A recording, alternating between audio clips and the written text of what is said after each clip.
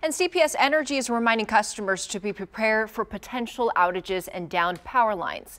If the power does go out, be sure to report it online or by calling their number. And be prepared.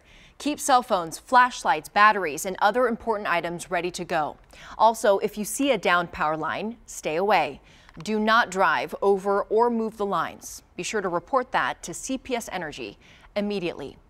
And we want to remind you we're always on tracking these storms for you on our KENS 5 app. Just search for KENS 5 at the Apple Store and Google Play Store.